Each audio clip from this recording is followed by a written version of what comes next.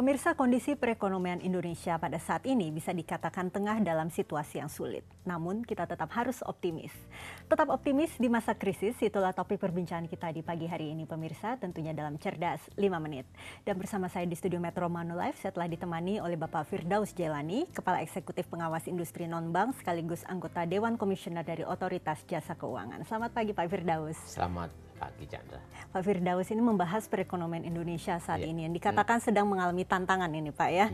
Seperti apa sebenarnya kondisi perekonomian Indonesia? Ya, memang kita rasakan saat ini kalau saya bilang perekonomian kita agak menghangat begitu ya.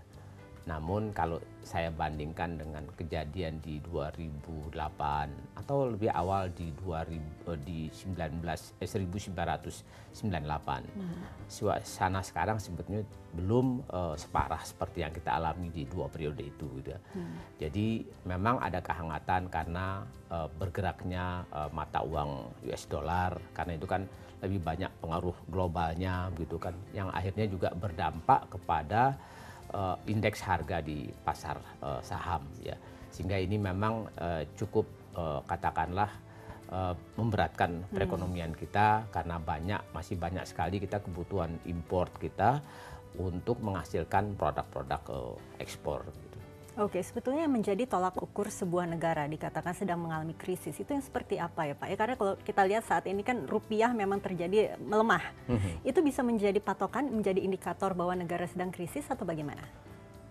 Kalau krisis itu biasanya kan begini, selain diikuti pertama kan nilai mata uang lokalnya ya, currency dalam negeri itu jatuh besar sekali, dan kemudian inflasi tinggi sekali. Sebenarnya keadaan sekarang ini memang currency rupiah kita jatuh itu dibanding dengan mata uang US dollar. Tapi sebetulnya inflasi kita masih terkendali gitu. Oke, banyak kekhawatiran masyarakat juga ini Pak terhadap kekuatan sistem keuangan kita ini termasuk perbankan dan juga asuransi. Nah, sebetulnya masih cukup kuatkah untuk mendukung kebutuhan masyarakat kita sehari-hari atau bagaimana? Kalau saya boleh gambarkan, itu keadaan lembaga keuangan kita sangat stabil ya. Kalau misalnya ukurannya tingkat kesehatan bank itu kan capital adequacy ratio atau CAR.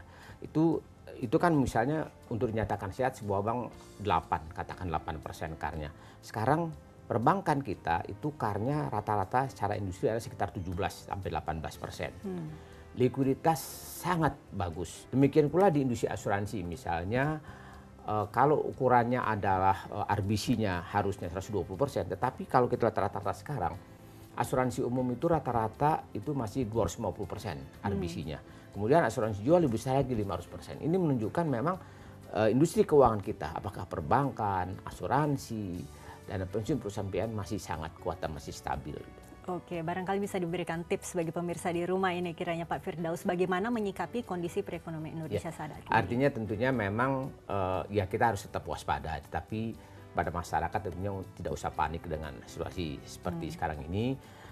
Lembaga keuangan kita masih sangat stabil dan menurut saya sih jauhlah dari misalnya kita mengalami krisis seperti yang kita alami di tahun 98 maupun 2008. Oke, langkah apa kiranya yang sudah dilakukan oleh pemerintah maupun OJK Pak untuk menstabilkan ekonomi ya sesegera tentunya mungkin? Bersama dengan otoritas fiskal ya, yaitu Kementerian Keuangan dan Otoritas Moneter Bank Indonesia, kita terus bekerja terus ya untuk membangun tingkat kepercayaan masyarakat kepada industri keuangan kita begitu kan.